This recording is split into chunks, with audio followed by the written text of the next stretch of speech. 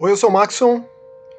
Hoje eu vou falar sobre Martha is Dead, um dos jogos mais esperados de 2022. Você que assistiu o vídeo lá de jogos mais aguardados do ano, com certeza passou por Martha is Dead.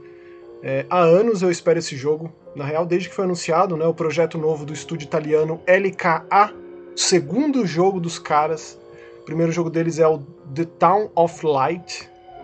Um jogo muito difícil de lidar, muito difícil de jogar, muito difícil de chegar até o final por uma série de fatores, porque aborda questões muito complexas. No caso, é uma paciente de uma clínica psiquiátrica da Itália, revisitando o hospital abandonado e relembrando tudo que ela passou por lá. O Martha is Dead tem a sugestão de evoluir em todos os aspectos possíveis e imagináveis o que a produtora entregou com The Town of Light, e eu diria que eles foram muitíssimo bem sucedidos em basicamente todos os aspectos. Esse é um estúdio indie, formado por lá 10 pessoas, por volta de 10 pessoas. Eles têm compartilhado no canal de YouTube da Ward Productions, que é a distribuidora desse jogo, diários de desenvolvimento. Eu acho que já acabou, não sei se vai ter mais, eu espero que tenha, porque são muito interessantes.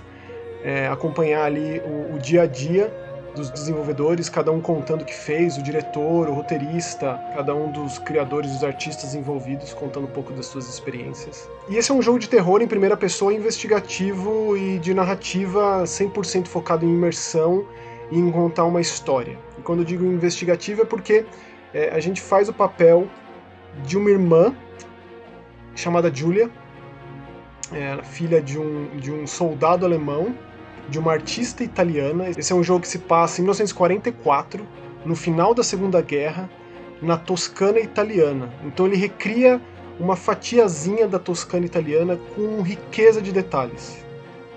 E também o contexto histórico, tudo isso, que nem diria que é pano de fundo, mas é basicamente o alicerce de tudo, é também muitíssimo importante. E a Marta do título é a irmã da Julia, que no começo do jogo é encontrada morta, afogada no lago próximo da casa da família. É uma família abastada, tem ali uma grande propriedade, e o jogo basicamente se passa lá, nessa espécie de fazenda, e o tanto de detalhe que é colocado ali só é pareado ao tanto de detalhe que a gente encontra na história.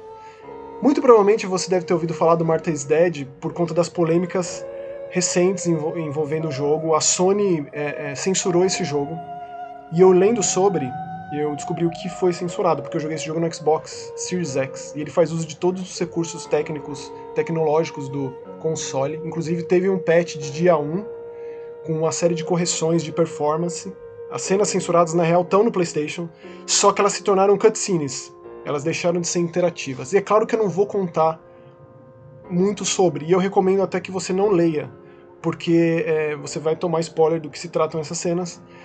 E são cenas assim que tem um grafismo, elas são muitíssimo pesadas, e quando você interage com isso, quando você joga isso, é outro peso do que quando você simplesmente assiste. E esse jogo, a violência que esse jogo traz, que também evidentemente diz respeito à guerra, mas a violência psicológica, ela traz um lado sombrio que é difícil de você encontrar em videogame, até porque violência é dos tratos mais banalizados de videogame. Não existe mídia que banalize mais violência do que o videogame. Então você falar sobre evisceração, sobre desmembramento, coisas assim, é até banal em videogame, o que é deprimente por um lado. Mas como esse jogo faz, e o quão próximo isso é, o quão pessoal isso acaba sendo, além, claro, de todo o teor bélico por trás, de todo o teor de guerra por trás, torna Martha is Dead um dos jogos mais pesados que eu já joguei. Seja do lado folclórico da coisa, do lado esotérico da coisa, do lado sobrenatural, ou do lado histórico, fotorreal, ali com a sua fotogrametria, o seu escaneamento de texturas e replicação de texturas, e o esforço descomunal desse estúdio LKA para recriar essa fatiazinha da Toscana, que até 1944 não tinha visto guerra no seu quintal, digamos assim. A guerra chegou lá no final, nos finalmente. Então a gente vê essa pessoa, a gente vê essa jovem, Julia, testemunhando a guerra de várias formas. Primeiramente por conta do seu pai, então você tem ali, você bisbilhota o que o seu pai faz, você ouve o rádio, você lê os artigos de jornal, você examina esse mundo, essas artes, os seus quadros, as suas obras de arte ali na casa da família, e também tendo uma curiosidade de ouvir o rádio e de até mesmo encontrar documentos secretos, coisas assim, confidenciais do seu pai. Então tem muito do seu interesse também em explorar o caráter próprio, o caráter pessoal dessa jovem que perdeu sua irmã e que falar até mesmo o início é estragar muito da surpresa que eu fui tendo assim por minuto. Esse é um jogo relativamente curto, eu diria que até por um jogo de exploração narrativa, assim, né, de um jogo 100% imersão, ele tem lá suas 5, 6 horas. Eu não me vejo jogando esse jogo de novo, por mais que em alguns momentos você tenha a liberdade de escolha, né, mas você tem que fazer aquilo que você tem que fazer. De novo, é um jogo focado em narrativa, ou seja, é um jogo de terror que não tem combate, não tem confronto, é um outro tipo de terror. Eu não diria que é só psicológico não, também é um terror muito real. O terror da guerra é muito real.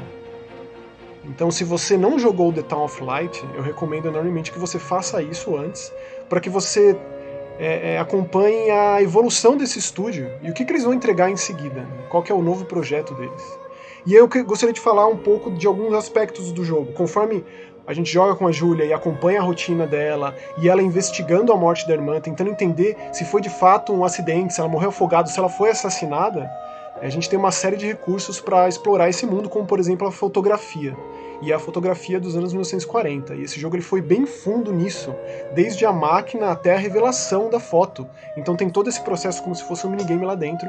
E isso é um recurso muitíssimo importante dentro do jogo. Ou seja, uma família rica que tem acesso a esse tipo de tecnologia, que na época era algo basicamente de outro planeta. Então a gente tem todo esse processo. Então para alguém que nunca teve contato com a revelação de uma foto e não sabe nada antes de como foi o processo analógico, o processo físico e só conhece a fotografia pelo digital, é um mundo novo a ser deslumbrado e a ser explorado. Existem outros minigames, como por exemplo as cartas de tarô, ou até mesmo teatro de marionetes, que exploram demais, especialmente o passado da protagonista, da família na real, né? Do pai, da mãe, da Marta e da Julia. Então toda a parte do teatro de bonecos eu achei absolutamente fantástico, e como isso é colocado no jogo, e como a gente chega lá, e muito disso também está atrelado à sua própria curiosidade para explorar mais. A gente tem ali uma bicicleta à nossa disposição para chegar em uns lugares mais afastados, tem ali o curral dos animais, tem a adega, os quartos e todos os detalhes. É muito impressionante tecnicamente esse jogo. Se você tem esse apreço por esse tipo de coisa, por esse tipo de detalhe, pela imersão em si, eu acho que esse jogo faz isso de forma primorosa. Infelizmente, nem todos os trechos são tão impactantes quanto outros, né? Esse jogo ele dosa ali momentos extremamente mórbidos e tétricos e fúnebres. A Marta morre no começo do jogo, então tem ali o cadáver da irmã na sala da casa.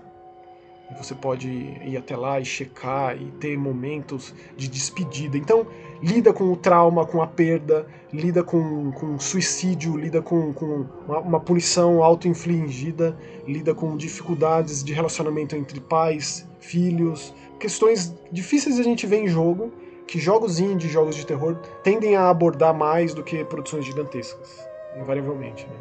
Então esse jogo aqui é um primor, é uma obra-prima que eu recomendo absolutamente, assim, recomendo enormemente. E também recomendo The Town of Light, que lida com questões muito difíceis também. E sentir a evolução do estúdio só me faz pensar para onde eles vão em seguida. Qual que é a próxima história que eles vão contar. E é muito legal eles serem italianos, eles serem dessa região da Toscana, eles recriarem essa fatia histórica, ao mesmo tempo que tem todo o pano de fundo real, também tem toda a parte esotérica sobrenatural.